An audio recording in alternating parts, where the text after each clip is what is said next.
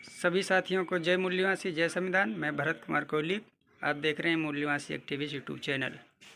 हमारे साथ आज माननीय डॉक्टर ए अहमद खान साहब हैं, जो बहुजन आंदोलन से बहुत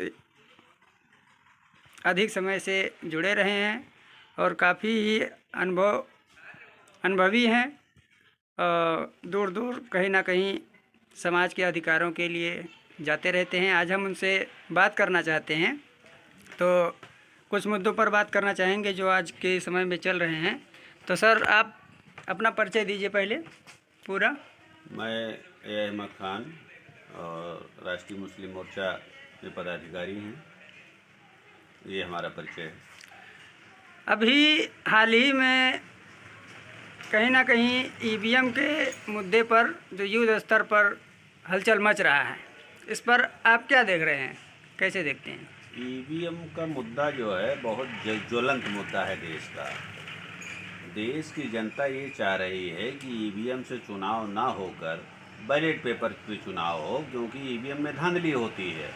और जनता का कहना तो छोड़ दीजिए, माननीय सुप्रीम कोर्ट ने ये कह दिया है कि ईवीएम से फ्री, फेयर एंड ट्रांसपेरेंट चुनाव नहीं हो सकता। तो फिर चुनाव आयोग क्यों इस पर अड़ा हुआ है कि नहीं ईवीएम से ही कराएंगे? भाई, अगर जनता ही सर्वोपरि होती है लोकतंत्र में, तो जनता अगर इस फेवर में है कि बैलेट पेपर से कराइए, तो आपको बैलेट पेपर से कराना चाहिए। लोग संविधान ने आपको अधिकार दिया है फ्री, फेयर एंड ट्रांसपेरेंट चुनाव कराने के लिए, ना कि ईवीएम थोपने के लिए। अगर जनता उस ओर जा रही है बैलेट पेपर की तरफ, तो आपको कोई दिक्कत नहीं होनी चाहिए। आपको तो और जनता ये भी कह रही है कि चलो ठीक है, ईवीएम से ही अगर कराना चाहते हैं तो उससे जो वीवीपैट जुड़ा हुआ है उसमें से पर्ची निकलती है, उस पर्ची का मिलान आप 100% कर लीजिए। अगर ईवीएम का वोट और वीवीपैट की पर्ची दोनों 100% अगर मिलान हो जाता है तो आप कराइए, कोई दिक्कत नहीं। उसके लिए आप तैयार नहीं हैं, तो इसलिए लोगों में आक्रोश बढ़ रहा है कि ईवीएम मशीन को बैन किया जाए।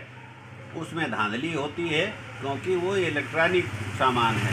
कोई भी इलेक्ट्रॉनिक सामान में आदमी फेरबदल कर सकता है, धोखाधड़ी कर सकता है, इसलिए उसको यकीन और विश्वास नहीं है, इसलिए वो बैलेट पेपर चाहता है। तो इसमें चुनाव आयोग को तो कोई दिक्कत नहीं होनी चाहिए। जनता को संतुष्ट करने का मामला है और जनता को संतुष्ट करने का काम चुनाव आयोग को करना चाहिए।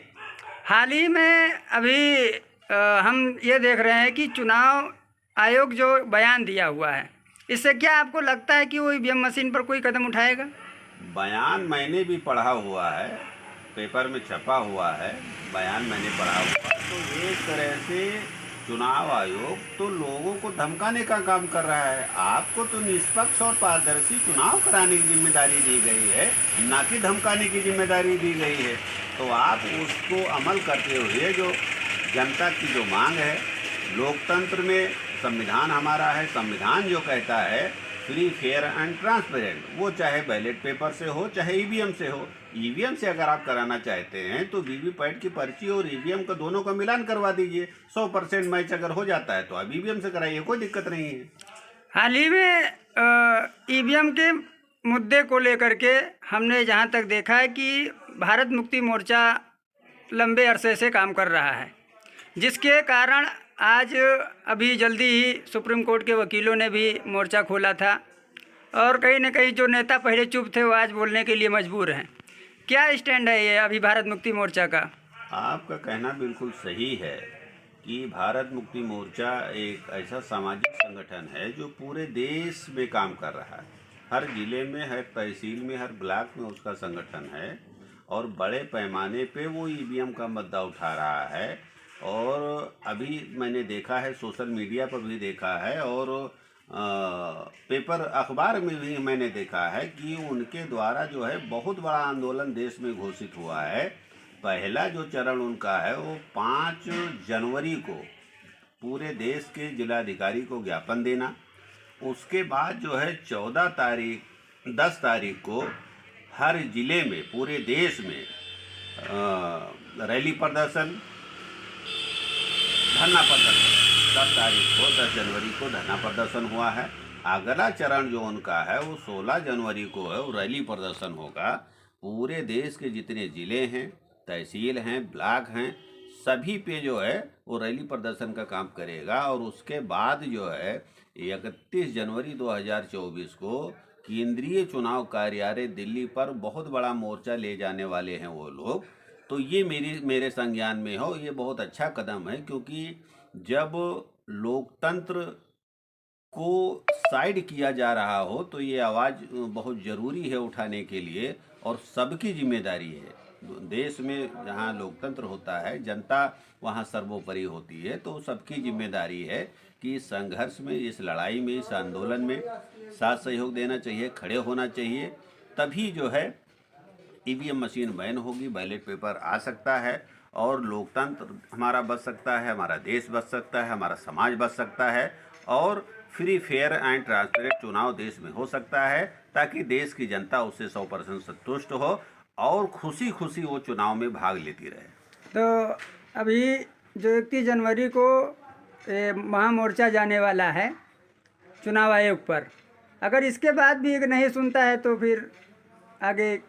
इसके लिए मेरी जहाँ तक जानकारी है, मैंने सोशल मीडिया से जानकारी मिलती रहती है, तो भारत मुक्ति मोर्चा ने ऐलान किया है कि अगर 31 जनवरी 2024 को जो महामोर्चा केंद्रीय चुनाव आयोग दिल्ली पे ले जाने वाले हैं, उसके बावजूद भी अगर चुनाव आयोग की रवैया में फेरबदल नहीं हुआ तो उसके बाद भारत बंद करने की तैयारी वो लोग कर रहे हैं। और उसके बावजूद अगर नहीं माने लोग, तो फिर 2024 का जो चुनाव होने वाला है उसमें ईवीएम फोड़ने की बात भी आ रही है सामने। ये मेरे संज्ञान में है, जो सोशल मीडिया से जानकारी मिल रही है। तो आपसे बात करके बहुत अच्छा लगा, और अंत में हमारे जो दर्शक हैं उनके लिए आप क्या संदेश देना चाहते हैं? दर्शकों से मैं आपके यूट्यूब चैनल के माध्यम से मैं बताना चाहता हूँ कि आप लोग जो है ज़्यादा से ज़्यादा इस मैसेज को, इस जानकारी को वायरल करें एक दूसरे को, और इस लड़ाई में, इस संघर्ष में आप लोग साथ दें। ये मेरा जो है मैसेज है। धन्यवाद साथियों। ये हमारे साथ में माननीय डॉक्टर अहमद खान साहब थे, जो बहुजन मूवमेंट से हमेशा जुड़े रहते हैं, और जहाँ कहीं भी समाज की आवाज़ उठाने की बात होती है वहाँ सबसे आगे पहुँचते हैं। तो इसलिए हमने सोचा कि आपसे बात किया जाए। धन्यवाद सर समय देने के लिए। और आप सभी को जय भीम, जय मुरलीवासी। आप अगर मेरे यूट्यूब चैनल पर नए हैं तो कृपया चैनल को सब्सक्राइब करें, और इस वीडियो को ज़्यादा से ज़्यादा शेयर करें, ताकि हमारा सोशल मीडिया ही एक माध्यम है बहुजनों की आवाज़ बुलंद करने के लिए। इसलिए आप लोगों से आग्रह है कि ज़्यादा से ज़्यादा वीडियो को शेयर करें, अपने लोगों तक पहुंचाएं, लाइक करें, और कमेंट में अपनी प्रतिक्रिया जरूर दें। धन्यवाद।